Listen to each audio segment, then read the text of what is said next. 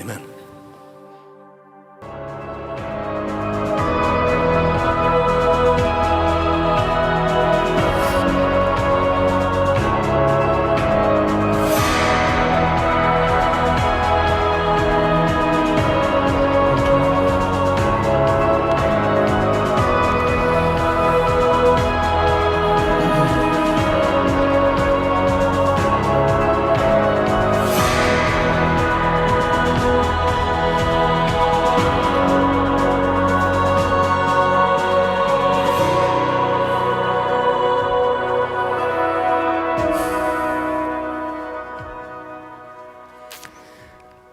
Well, my guess is that you have heard of our story this morning. It's the most famous story in the life of David, maybe the most famous story in the whole Bible. It's the story of David and Goliath. And whether this is your millionth time in a church or your first time in a church, my guess is you're familiar with the story of David and Goliath. And the reason is because it has become not just a Bible story, but it's become kind of a cultural, universal metaphor known all over the Western world.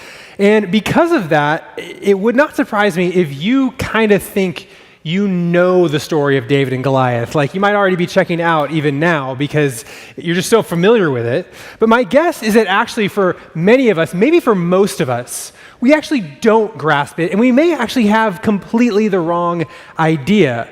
And the reason why we might have completely the wrong idea is because what David and Goliath has become known for is actually not the point of David and Goliath. So what is David and Goliath known for? It's known as the most famous example of an underdog story, right? And you'll see that that's how it gets used culturally. I looked at headlines this week that have used David and Goliath. Here's a college basketball example.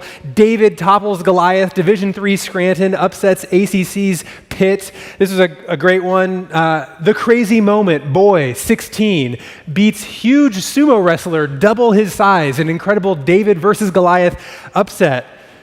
I'm not going to show you, but it's cool. You should go Google that later. Business world, David versus Goliath, how your smaller brand can compete with big industry players. I mean, you see how this works. David and Goliath is an underdog story, right?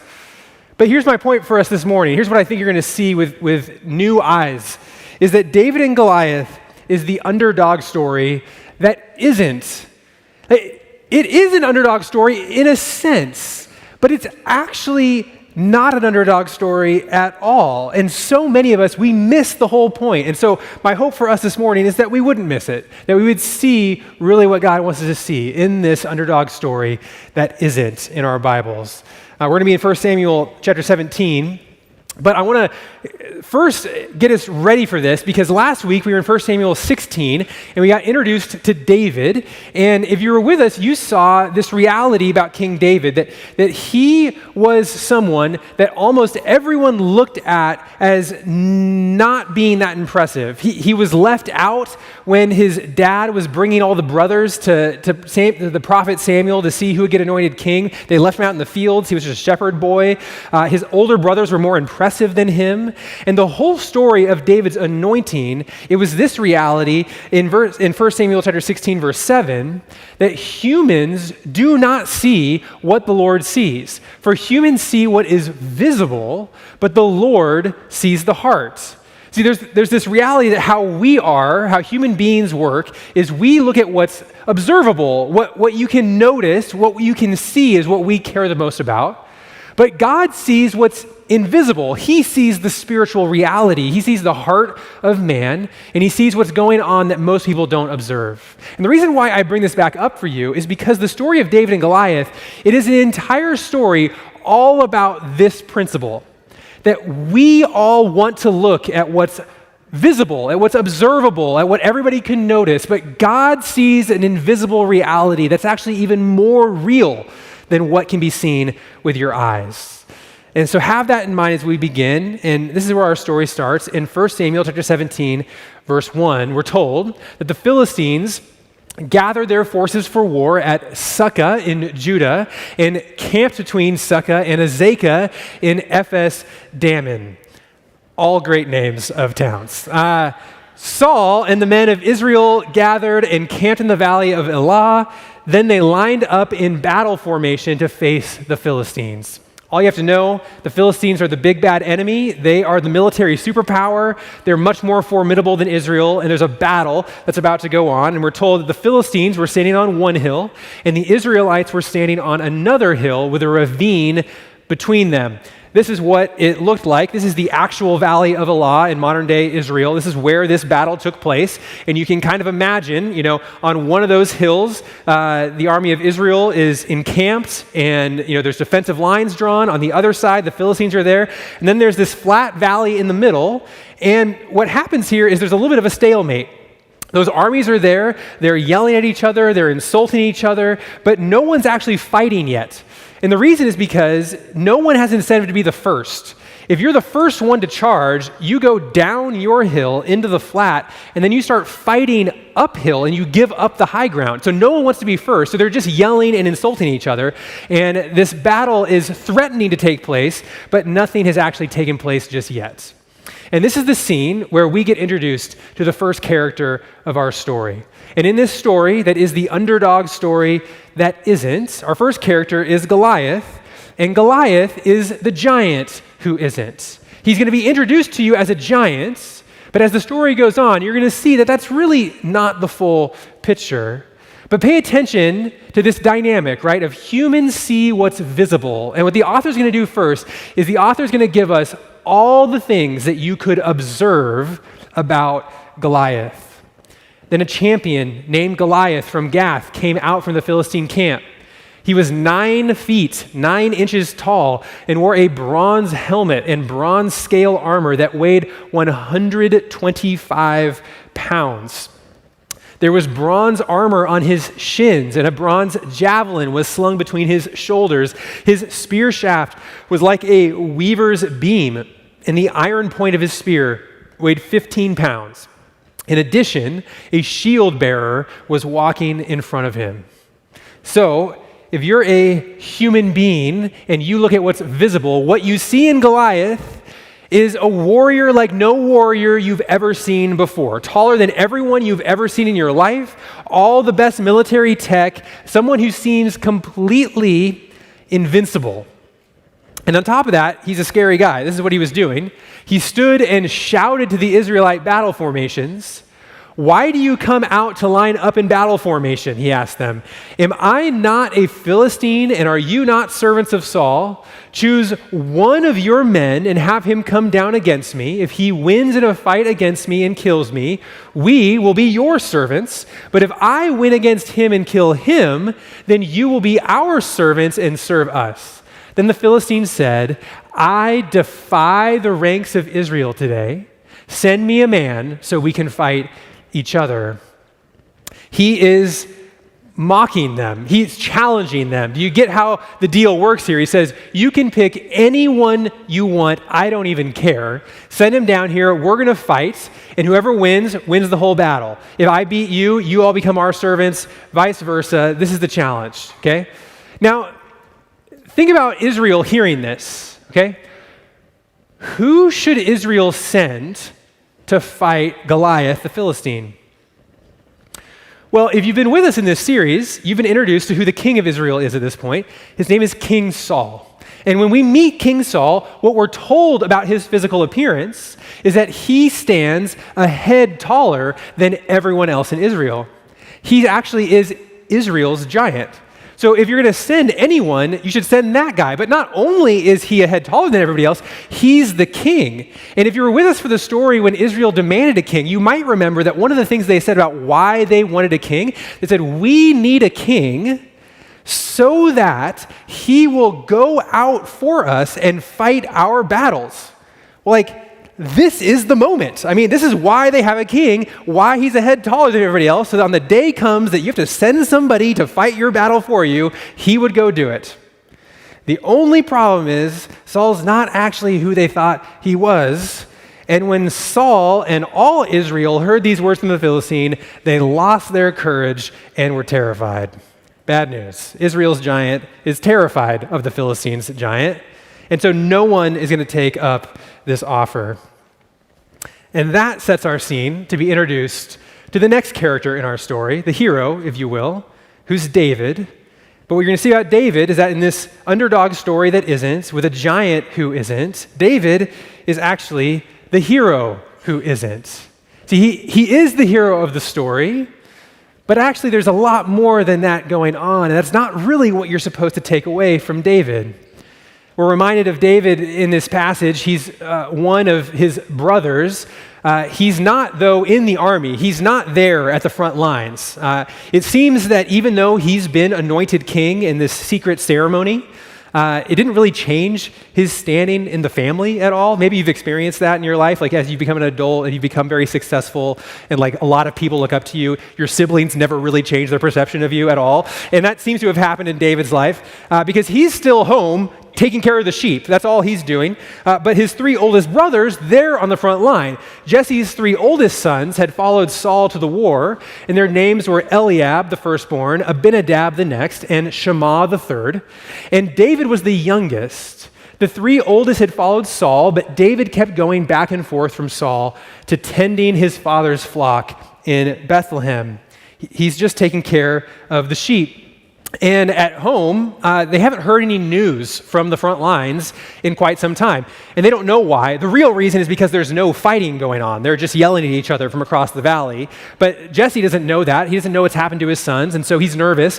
And he decides to send David to go get information from the front lines. And so Jesse can't make this up. He gives David 10 wheels of cheese and says, bring this to your brothers. And David, charcuterie in hand, heads off to the front lines. And when he gets there, this is what happens. David left his supplies, his cheese, in the care of the quartermaster and ran to the battle line. When he arrived, he asked his brothers how they were. He's heard nothing, right? What's going on? What's happening? And pretty quickly here, David is probably starting to notice that things aren't as he expected. There isn't fighting going on, but every day Goliath is coming out to defy them and to challenge them, and David gets to see it firsthand. While he was speaking with them, suddenly the champion named Goliath, the Philistine from Gath, came forward from the Philistine battle line and shouted his usual words, which David heard. He sees the whole show. He sees the challenge. He sees the way that Goliath is mocking the people of Israel. And David also sees the response of God's people, which is less than encouraging. When all the Israelite men saw Goliath, they retreated from him, terrified.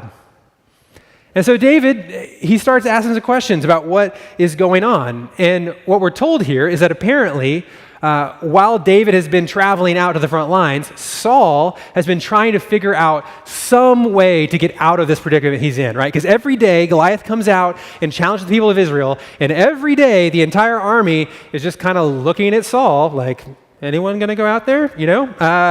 And he doesn't like that, so he's trying to figure out who he can get to go do this job for him.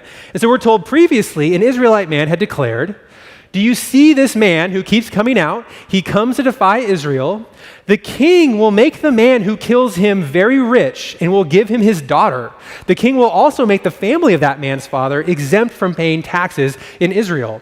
Saul is offering everything he has to offer. Like, I'll give you my money. I'll let you marry my daughter. I'll stop collecting taxes from your family. Like, someone, please go do this because I do not want to go out there.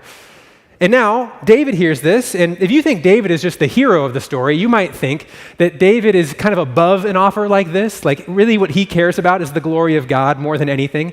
But not so fast. He is a 17-year-old boy. David spoke to the men who were standing with him. What will be done for the man who kills that Philistine and removes his disgrace from Israel? What do I get, right, if I go out there? Just who is this uncircumcised Philistine that he should defy the armies of the living God? David's saying, someone needs to do something about this. And what would I get if I did it? And his brothers hear him and they see his interest and they actually make fun of him a little bit and they rib him and they say that he's just being prideful and they have this kind of brotherly squabble. But then David is like right back to that offer. He heard about the offer of the money and the women, and David's like, okay, now tell me again about the money and the women. He turned from those beside him to others in front of him and asked about the offer. The people gave him the same answer as before. Like, yep, it's real. If you go fight Goliath, you'll be rich. You'll have to marry Saul's daughter. By the way, that makes you royalty. You're married into the family line of the king, and no taxes for your whole family. And David decides this is him. He's going to stand up and do it. Now remember, no one else has had any interest in this, right? Everyone is seeing what's visible. That's how humans look at things. And when you look at Goliath, everyone could see there is no point in going out there. No one can defeat him. That offer from Saul, you'll never get it because you'll be dead. And now David is talking like he's going to do it. And so people go and they get Saul's attention. They say, hey, someone actually is on the line here. You might actually get somebody to go do this for you. What David said was overheard and reported to Saul. So he had David brought to him. David said to Saul, don't let anyone be discouraged by him. Your servant will go and fight this Philistine. I'm going to do it. Don't worry. I'm going to take care of this problem for you. Now, Saul is not that convinced, okay? Saul sees just like everybody else sees. He looks at what's visible. Saul replied, you can't go fight this Philistine. You're just a youth, and he's been a warrior since he was young. Like, do you see Goliath out there? He's a trained killer. That's who he is. You're a boy. Now, remember, Saul knows David at this point. David has been coming to the palace to play music for Saul when Saul has been afflicted by demonic powers and having kind of a mental breakdown. David's been playing his lyre, his guitar for Saul. And you can imagine Saul looking at David being like, I'm pretty sure you're not supposed to send the dude with the guitar to go fight Goliath, the warrior. Still true today. And so Saul's like, not going to happen. But look at what David said. David answered Saul, your servant has been tending his father's sheep. Whenever a lion or a bear came and carried off a lamb from the flock, I went after it, struck it down, and rescued the lamb from its mouth. If it reared up against me, I would grab it by its fur, strike it down, and kill it. Your servant has killed lions and bears. This uncircumcised Philistine will be like one of them, for he has defied the armies of the living God. David is showing us something here that no one else has shown us in this whole story. He's showing us an ability, a willingness to see beyond what can be observed, to see what's invisible, to see the reality of God at work. The first thing he says is, see, you don't know this, you can't see this, but God has actually been preparing me he's been preparing me for this moment my whole life. So David didn't know that. He didn't know that when he was a shepherd, just being faithful to his father and fighting the bears and the lions off from the flock, that God was using that to prepare him to fight a giant. He didn't know that. But now he can see, no, God's been getting me ready for this my whole life. I hope that can be an encouragement for you this morning, wherever you find yourself.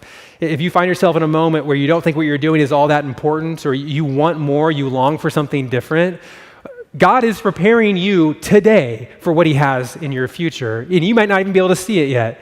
David said, that's what's been going on. He's been getting me ready for this. But then David actually is the only one so far to point to the reality of God's existence, that he's the Lord of armies. And he's not just bragging about his skills. Look at how he ends the speech here. Then David said, the Lord who rescued me from the paw of the lion and the paw of the bear will rescue me from the hand of the Philistine. So I know that there's more going on than what you can see here. It was God who delivered me from the bears and the lions, and that same God will deliver me from Goliath the giant. See, David's virtue in this story, it isn't just his courage, it isn't his skill with a sling, both of those things are true. David's virtue in this story is that he isn't the hero, but he knows who the hero is. He's the only one who has faith that God will be faithful to deliver his people like God has promised to do. And so he says, look, I see the giant. I see he's 9 feet tall. I see all the weapons he has. That doesn't change the fact that God is going to do what God promised to do. And I believe that he will be faithful just like he's been faithful to me my whole life. And he convinces Saul. Saul said to David, go, and may the Lord be with you. We don't know if Saul was just inspired by David's speech or if Saul at this point just realizes, like, There is no other option. There's no one else volunteering, and he's not going to go out there. So he agrees to let David go out, and he tries to dress him in his royal armor, and it just doesn't work. The armor is too big, and it weighs David down. And so David decides that he's going to go out to battle just like he would go out to shepherd his sheep. Instead, he took his staff in his hand and chose 5 smooth stones from the wadi and put them in the pouch in his shepherd's bag. Then with his sling in his hand, he approached the Philistine. He walks out there just like a shepherd, staff in his hand, bag of rocks, and a sling, wearing his tunic. That's all he has. And just like Saul, just like the army of Israel, Goliath sees David coming, and all Goliath cares about is what can be observed, what he can see, and he's offended. When the Philistine looked and saw David, he despised him because he was just a youth, healthy and handsome. Like, he doesn't even look like a warrior. He doesn't have any injuries. He's not dirty. He's just a kid. And he said to David, "Am I a dog that you come against me with sticks?" Then he cursed David by his gods. "Come here," the Philistine called to David, "and I'll give your flesh to the birds of the sky and the wild beasts." See, Goliath sees what we could all see. He sees that this isn't even really a fight. It's almost insulting that Goliath has to kill this kid. I mean, it's not even worth getting ready for. A kid with a staff in his hand? But David sees what isn't actually visible to everybody else. He sees the reality of God's promises and his presence. And so look at what David points to in response. David said to the Philistine, "You come against me with a sword, spear, and javelin, but I come against you in the name of the Lord of armies, the God of the ranks of Israel. You have defied him." You see, this is why this is the underdog story that isn't. Do you see what David said right here? He said, Goliath, this actually isn't even a battle between you and me. If it was a battle between you and me, huge underdog story. But this is a battle between you and the Lord of armies. This is a battle between you and God. And God's not an underdog. Never has been, never will be. David says, I see what you can't see, and so listen to what's going to happen actually instead. Today the Lord will hand you over to me. Today I'll strike you down, remove your head, and give the corpses of the Philistine camp to the birds of the sky and to the wild creatures of the earth. Then all the world will know that Israel has a God, and the whole assembly will know that it is not by sword or by spear that the Lord saves. For the battle is the Lord's, and he will hand you over to us. This is the underdog story that isn't. Goliath is the giant who isn't. Is Goliath a giant? Is Goliath the giant? Thank you. Well, compared to David, certainly he is. Compared to the army of Israel, certainly he is. Compared to God, not so much. He's a speck. His power is nothing compared to God. Is David the hero? Well, kind of. He is the one who's going to fight Goliath. But you notice what he said here. He said, the fact that it's me, the fact that I'm a kid, basically, it's going to prove to everyone that actually God is the one who's in control of the battle. Because the only explanation for how I'm going to defeat you is that God is actually behind it. And you know how the rest of the story goes. When the Philistines started forward to attack him, David ran quickly to the battle line to meet the Philistines. David put his hand in the bag, took out a stone, slung it, and hit the Philistine on his forehead. The stone sank into his forehead, and he fell face down to the ground. I told you at the top that you were probably familiar with this story.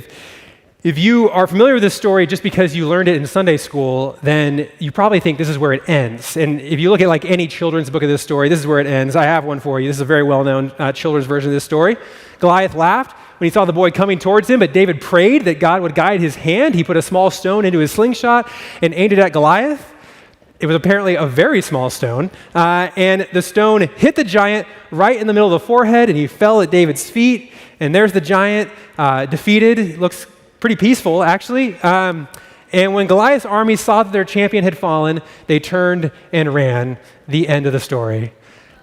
It turns out when you actually read the Bible, there's kind of like a director's cut ending to this that's pretty epic. So this is the next paragraph.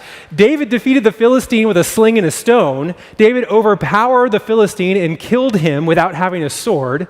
David ran and stood over him. He grabbed the Philistine's sword, pulled it from its sheath, and used it to kill him. Then he cut off his head. When the Philistines saw that their hero was dead, they fled. And the rest of the story, I'm not going to put the passage up, but David is just carrying the head of Goliath around the rest of the story. And I've never seen a children's illustration of that. And so I asked ChatGPT, and this is what I came up with. So if anyone wants to help me get this published, we can talk after the service. That's the ending. It's epic. Everything that David said happens. Goliath is defeated. But so what do we do with this story today? As you sit here, if you're a follower of Jesus, what are we supposed to take away from this story? And remember what we've been learning, that David and Goliath is the underdog story that isn't. And if you miss that, you will miss what this story means for you today. See, if you just read David and Goliath as an underdog story and then you try to apply it to your life, you'll probably end up somewhere here. That the takeaway is that you can defeat your giants if you have enough faith. And you can hear how well that might preach, right? I mean, that if you have faith like David had faith, nothing can stand in your way. The enemy that you can't see how to defeat, God will give you the strength to defeat. And maybe your giant is the cancer diagnosis that you just got. Or maybe it's like the problems in your marriage that you don't know how to solve. Maybe it's the business challenges that are before you, or your finances, whatever. And the moral is believe, and you can defeat your giants like David defeated his. But here's the problem. That's actually not what the story is. This isn't a story about David defeating David's enemy. This is a story about God defeating God's enemy, which means the takeaway for us isn't that we can defeat our giants. The takeaway is that nothing can stand in the way of God's victory.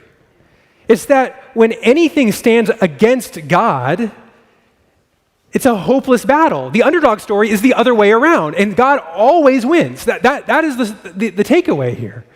In fact, this story, it isn't about us having the courage to defeat our enemies. It's about, like David, being able to see the invisible reality of a God of all creation who's at work to fulfill his purposes that can never be defeated.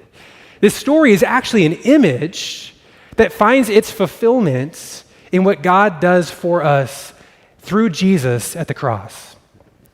You see, just like the army of Israel was completely helpless before Goliath, just like the army of Israel could never stand up to Goliath on their own, we have an enemy that we can't stand up against as well. See, God's ultimate enemy, it isn't a person, it isn't a giant. God's ultimate enemy is the power of sin and death that's been wreaking havoc in his creation all the way back to the garden. And that is the enemy that we have no hope against. It is the enemy that, just like Israel just stood terrified in front of, without God, we have only reason to be terrified of the power of sin and death that we can do nothing against. But just like God sent David to defeat his people's enemy for them, God sent Jesus to defeat the power of sin and death on our behalf. And his ultimate victory was at the cross. The way Colossians describes it is this way.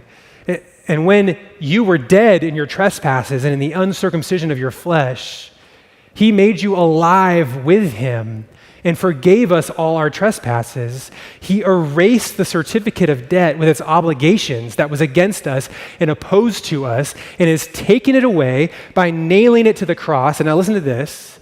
He disarmed the rulers and authorities and disgraced them publicly. He triumphed over them.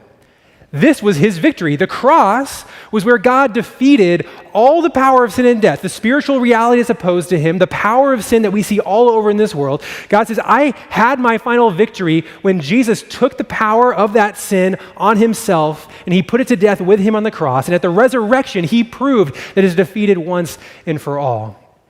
That is the story that David and Goliath points to.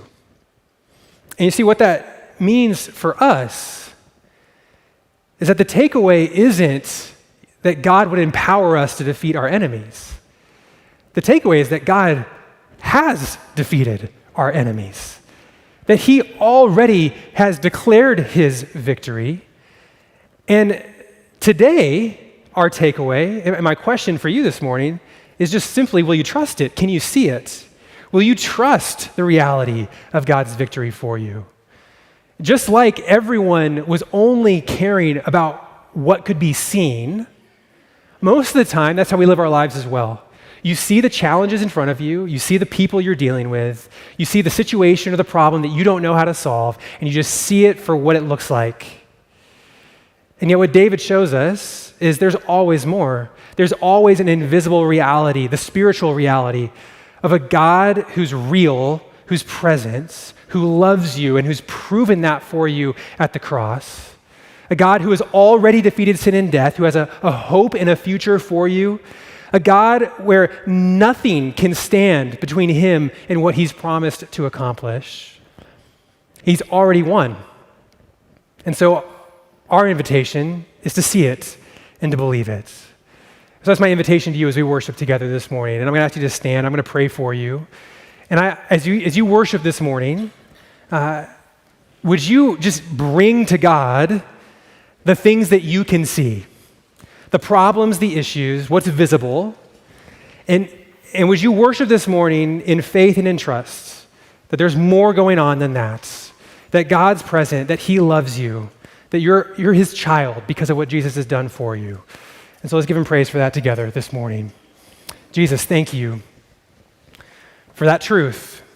Thank you for your power. Would you help us to see it?